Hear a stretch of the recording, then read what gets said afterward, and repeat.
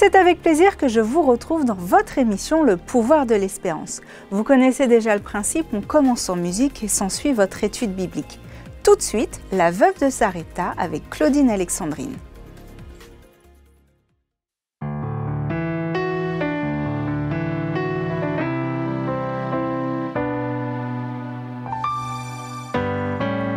Au pays de Sarepta, la famine sévissait.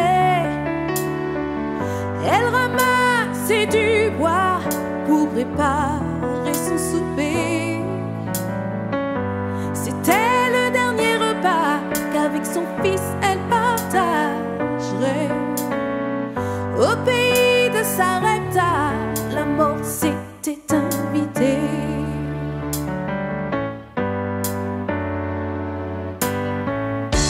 Élie arrive sur l'ordre de l'Éternel, sachant qu'en toutes circonstances, Dieu reste celui qui veille, celui qui dirige les destins, qui les tient juste dans sa main et qui croise les chemins de ceux qui sont dans le besoin.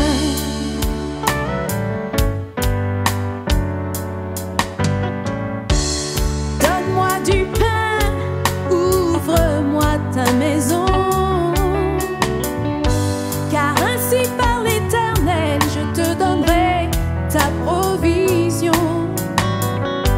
Ta farine, ton huile et ton eau jamais ne manqueront, non jamais. Aie confiance mon enfant, tu verras ma bénédiction. Aie confiance mon enfant, tu verras ma bénédiction. Pour tous ceux qui croient les promesses de l'Éternel, réchauffe la foi comme des rayons de soleil. La grâce viendra chaque matin accomplir des merveilles. Le miracle quotidien de l'huile qui se renouvelle. Observe bien le miracle quotidien de l'huile qui se renouvelle. Mon frère, ma sœur, tout comme pour cette veuve à Sarepta, il se peut que l'Éternel attende parfois la dernière poignée de farine, le dernier verre d'huile pour pouvoir intervenir et faire un miracle dans ta vie. Mais même s'il tarde, attends-le car il viendra certainement et la promesse ne trompe pas.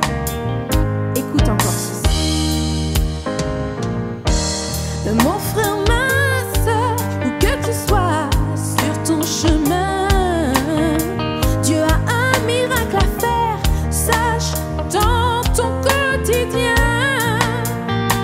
Il veut réchauffer ta vie comme des rayons de soleil.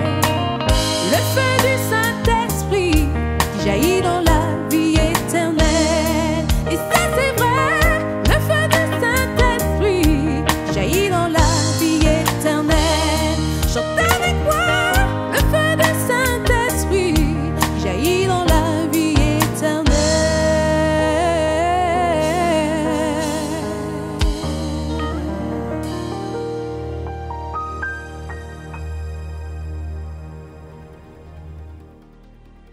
Merci Claudine pour ce merveilleux témoignage. Et comme dit Fyodor Dostoïevski, vivre sans espoir, c'est cesser de vivre.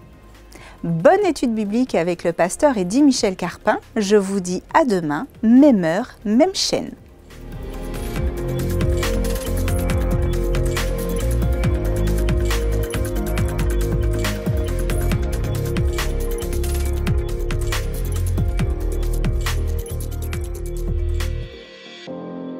Amis téléspectateurs, je suis heureux de vous retrouver aujourd'hui sur cette chaîne qui nous permet de vous adresser des paroles d'espérance. Merci à Florine pour son accueil et sa présence. Dans une étude réalisée par Sciences Po mesurant le niveau de confiance accordé aux acteurs politiques par les Français sur une période allant de 2009 à 2019, il ressort que la confiance envers ceux qui gouvernent la France n'a jamais été aussi faible. D'ailleurs, cette période est qualifiée par les spécialistes de décennie noire. Cette crise de confiance envers les institutions n'est pas seulement une crise collective. Non, elle impacte aussi la vie individuelle et touche même la confiance en soi. Ce pessimisme qui affecte la population française se retrouve aussi dans les autres pays du monde. En effet, nous vivons dans la mondialisation. Une crise dans un pays impacte également les autres. Et c'est d'ailleurs ce que nous observons avec la guerre entre l'Ukraine et la Russie. Avec les réseaux sociaux, ce qui est dit ici est connu dans le même instant, à l'autre bout de la planète. Aujourd'hui, notre monde vit plusieurs crises. Crise économique, crise financière, mais aussi crise sociétale. La quasi-totalité des pays dits riches connaissent aujourd'hui une crise sans précédent. Cette crise de confiance où la morosité, la méfiance, la lassitude ont pris le dessus sur l'espérance. Et malheureusement, le discours politique de certains hommes d'État ne fait qu'amplifier ce phénomène. Permettez-moi de vous lire une citation des auteurs de cet article. Ce pessimisme collectif se retrouve dans la nature des relations à autrui. La confiance est grande au sein du cercle familial, mais elle est faible à l'égard des plus éloignés de soi. La décennie écoulée nous apprend que si on peut être tenté de faire confiance à autrui, ce sera toujours avec prudence. Le fragile optimisme individuel et le fort pessimisme collectif se retrouvent dans les rapports à l'avenir. L'une des dimensions de la confiance politique est notre capacité à se projeter collectivement et positivement sur l'avenir. Depuis la Libération, le modèle social français a fonctionné sur la promesse que les générations futures vivraient mieux que les précédentes.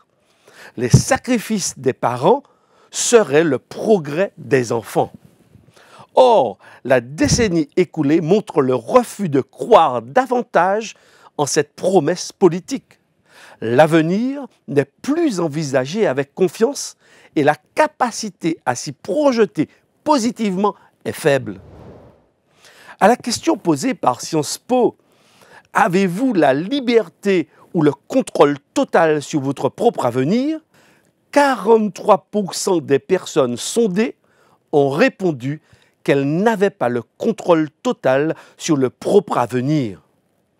Mesdames et messieurs, oui, nous traversons non seulement une crise financière, une crise économique et sociale, mais nous traversons également une crise de confiance en autrui. Une crise par rapport à ceux qui nous dirigent et même envers les religieux. C'est peut-être la raison qui fait que peu de personnes aujourd'hui croient que Jésus reviendra. Permettez-moi cette question. Qu'est-ce qui vous permettrait de faire à nouveau confiance à quelqu'un? Je crois que vous pourrez me répondre par cette phrase. Il faut que cette personne fasse ce qu'elle dit. C'est certainement là où les religieux et les politiques ont fauté. Arrêtons les discours et agissons davantage, me direz-vous. Aujourd'hui donc, je vous propose de considérer avec moi celui en qui vous pourrez placer toute votre confiance. Celui qui va vous redonner espoir en l'avenir, c'est Jésus. Il est le seul capable de changer votre morosité en joie, votre lassitude en confiance en vous et en l'avenir. Pourquoi puis-je dire et affirmer que Jésus est digne de confiance? N'est-ce pas là un piège pour vous tromper, prendre votre argent et abuser de vous? Non, mesdames et messieurs, pas du tout. Mais je crois que Jésus est digne de confiance parce que Jésus fait ce qu'il dit. Si je vous dis que la quasi-totalité de ce que Jésus a dit, il l'a réalisé. Et je dis la quasi-totalité car certaines choses ont encore un point vers l'avenir. Croirez-vous en lui? J'en suis sûr. C'est l'une des choses qui me font croire en Dieu et en Jésus. Jusqu'à présent, il n'a jamais manqué une seule de ses promesses, ni aucun de ses engagements. Alors je peux affirmer qu'une telle personne est digne de confiance. Si elle est digne de confiance, alors nous pouvons croire en toutes ses paroles. Voici ce qu'un homme, Balaam, dit de Dieu dans le livre des Nombres au chapitre 23, verset 19. Dieu n'est pas un homme pour mentir, ni le fils d'un homme pour revenir sur sa décision. Ce qu'il a dit, ne le fera-t-il pas? Ce qu'il a déclaré, ne l'accomplira-t-il pas? Cet homme donne une description incroyable de Dieu et dit surtout qu'il ne faut pas comparer Dieu aux humains.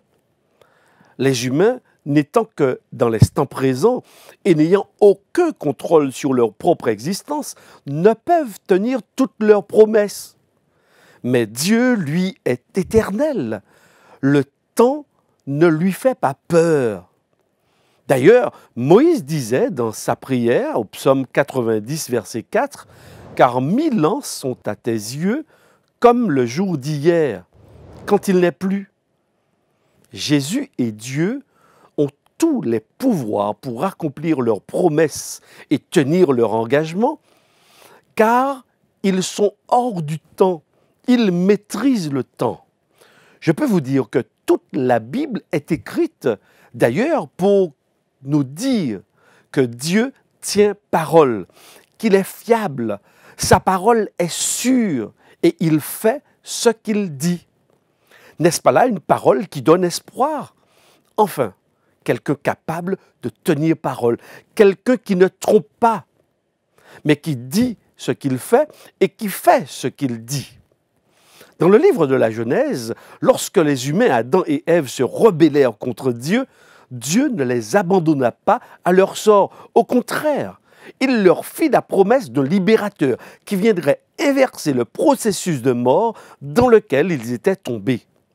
Il annonça sa victoire sur le serpent Satan et sur la mort des siècles avant la venue de Jésus. Le livre de la Genèse, au chapitre 3, verset 15, nous dit « Je mettrai l'hostilité entre toi et la femme, entre ta descendance et sa descendance. Celle-ci t'écrasera la tête et tu lui blesseras le talon. » Cet engagement de Dieu d'écraser la tête du serpent par la descendance de la femme, le Messie, fut attendu par toutes les générations depuis Adam jusqu'à ce qu'elle trouve sa réalisation des siècles plus tard, grâce à l'incarnation de Jésus. Voici d'ailleurs ce que dit l'apôtre Paul dans Galates, chapitre 4, verset 4. « Mais lorsque le moment est venu, Dieu a envoyé son Fils né d'une femme, né sous la loi. » Paul parle ici donc du moment venu, lorsque les temps ont été accomplis. Ce qui veut dire que l'apôtre fait un lien entre tout ce qui avait été annoncé avant concernant la venue du Messie et son accomplissement, sa venue, qui se réalise à un moment prévu et non pas comme un accident dans l'histoire. Nous observons qu'il y a une chronologie dans le plan merveilleux de Dieu. Un temps où il fait et réalise ce qu'il avait annoncé des siècles auparavant. En fait, tout le Nouveau Testament atteste que Dieu a tenu parole. Ce qu'il avait annoncé s'est bien réalisé dans notre histoire. D'ailleurs, après sa résurrection, Jésus chemina avec 2 disciples sur le chemin d'Emmaüs. Et voici ce qu'il fit avec eux. Ceci a été noté dans l'Évangile selon Luc au chapitre 24, les versets 27. Puis en commençant par les écrits de Moïse et continuant par ceux de tous les prophètes, il leur expliqua dans toutes les Écritures ce qui le concernait. Jésus donc a montré à ses disciples que toutes les Écritures convergent vers lui, car c'est lui la solution aux problèmes de l'humanité. C'est lui qui était annoncé. Mesdames et messieurs, lorsque vous étudiez la Bible, c'est pour comprendre le plan de Dieu, comprendre comment il vous sauve et comment il solutionnera le problème du mal. Toute la génération des disciples, ainsi que la population de la Palestine durant la première partie du 1er siècle, a été témoin de la venue de Jésus sur la terre. D'ailleurs, l'apôtre Jean dira lui-même dans 1 Jean chapitre 1 verset 1, « Celui qui était dès le commencement, ce que nous avons entendu, ce que nous avons vu de nos yeux, ce que nous avons contemplé et que nos mains ont touché concernant la parole de la vie, nous vous l'annonçons. La vie, en effet, s'est manifestée. Nous l'avons vue, nous en sommes témoins et nous vous l'annonçons, cette vie éternelle qui était auprès du Père et qui s'y manifestait à nous, c'est-à-dire Jésus. » Mesdames et messieurs, Dieu a tenu parole. Il a fait ce qu'il avait annoncé. Et dans d'autres textes de la Bible, il est parlé également de ce que Dieu a annoncé et qui s'est réalisé. Par exemple, le prophète Daniel, lui qui était exilé à Babylone à l'époque du roi Nebuchadnezzar, eh bien, il a eu l'occasion de révéler à ce roi l'avenir. En effet, ce monarque avait eu un rêve dans lequel il avait vu une statue composée de plusieurs métaux, de l'or, de l'argent, du bronze, du fer, de l'argile mêlée de fer. Et voici l'explication que donna Daniel au roi Nebuchadnezzar de la part de Dieu. Daniel chapitre 2 versets 38 à 40. « La tête en or, c'est Troie. Après Troie surgira un autre royaume inférieur au tien, puis un troisième royaume qui sera en bronze et qui dominera sur toute la terre. Il y aura un quatrième royaume solide comme du fer. En effet, le fer pulvérise et écrase tout. Comme le fer brise tout, il pulvérisera et écrasera les autres. » L'histoire nous rapporte que l'Empire perse succéda à l'Empire babylonien, puis après l'Empire perse, surgit ensuite l'Empire grec, puis l'Empire romain, puis une diversité de royaumes ne parvenant pas à s'unir les uns aux autres. Ces royaumes furent décrits et expliqués par Dieu à ce monarque par l'intermédiaire du prophète Daniel qui vivait à la cour du roi de Babylone. Qui, sinon le Dieu de la Bible, peut annoncer les choses des siècles avant qu'elles n'arrivent? Dieu le fait pour nous permettre justement de lui faire confiance, pour qu'en voyant les choses qu'il a annoncées s'accomplir, vous et moi, nous ayons la foi en lui. Mesdames et messieurs, ces éléments de l'histoire que chacun peut vérifier nous montrent que Dieu voit plus loin que les hommes. Il connaît les temps et les circonstances et il peut aisément annoncer leur venue et dire avec exactitude lorsqu'elles se produiront. C'est pourquoi lorsque le Dieu de la Bible me dit que Jésus reviendra, alors je n'ai aucun doute. En dépit des circonstances qui pourraient me laisser croire le contraire, je veux vous dire que Dieu tiendra parole. Il reviendra. Le royaume d'Israël et de Juda avait été tous deux détruits. Et finalement, le roi de Babylone, Nebuchadnezzar, avait déporté les populations du territoire de Juda afin d'éviter toute révolte de leur part. Tandis que le peuple se demandait s'il ne fallait pas organiser une révolte ou résister à l'envahisseur babylonien, le prophète Jérémie reçut un message particulier de Dieu. Ce dernier lui demandait de dire aux dirigeants et au peuple de ne pas se révolter, mais d'accepter la domination babylonienne, car viendrait un temps où Dieu lui-même traiterait le cas de Babylone. Parmi ces paroles transmises à Jérémie, on retrouve une annonce très précise du temps que durerait l'exil du peuple en territoire étranger. Jérémie, chapitre 2, versets 11 à 12. « Tout ce pays deviendra une ruine, un désert, et ces nations seront asservies au roi de Babylone pendant 70 ans.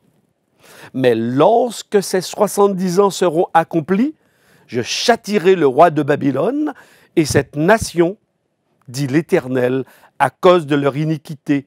Je punirai le pays des Chaldéens et j'en ferai des ruines éternelles. » En 609, Jérusalem fut assiégée par l'armée de Nebuchadnezzar et la déportation commença. Mais vers 509, soit environ 70 ans après, l'armée de Cyrus, roi de Perse, assiégea Babylone et la ville fut prise sans aucune résistance. En effet, l'armée de Cyrus détourna l'Euphrate qui traversait la ville de Babylone et les soldats de Cyrus entrèrent dans la ville et la conquérirent. Dans le livre du prophète Esdras, voici ce qui est dit. Esdras, chapitre 1, les versets 1 à 4. « La première année du règne de Cyrus sur la Perse, l'Éternel réveilla l'esprit de Cyrus, roi de Perse, afin que s'accomplisse la parole de l'Éternel prononcée par la bouche de Jérémie. Et il fit faire de vive voix et même par écrit la proclamation que voici dans tout son royaume. Voici ce que dit Cyrus, roi de Perse.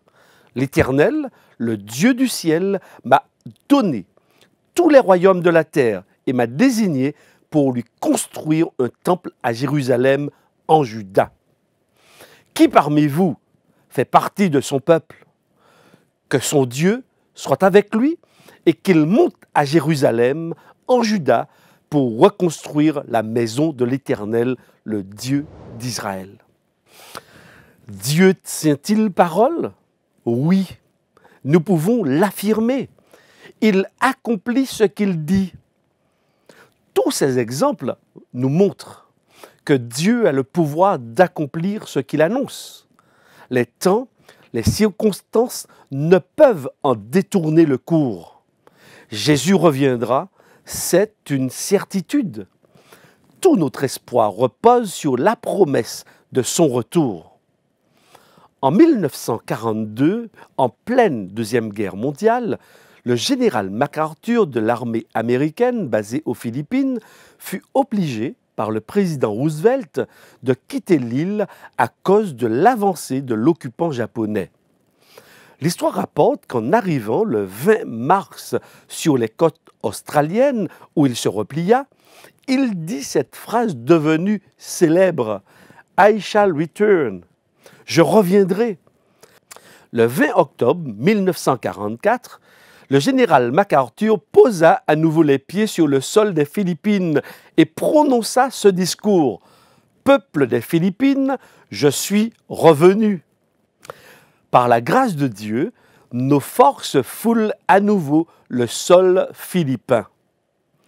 Cet homme reconnaissait que sa présence sur le sol philippin, 2 ans après son départ forcé, n'était que le résultat de la seule grâce de Dieu. Si cet homme a pu tenir parole, à combien plus forte raison Dieu tiendra-t-il la promesse de son retour?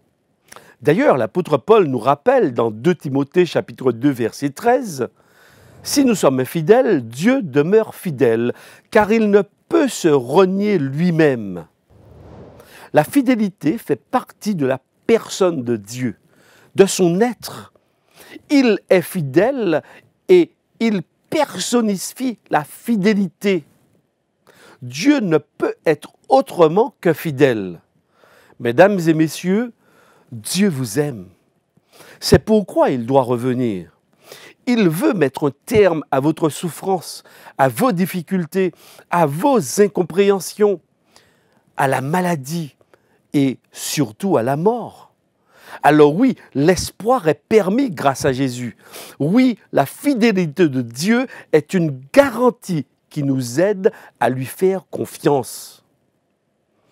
Ne croyez pas que vous ne puissiez pas avoir la possibilité de choisir votre avenir. Au contraire, vous pouvez choisir votre avenir. Vous pouvez choisir aujourd'hui l'espérance que vous propose Dieu.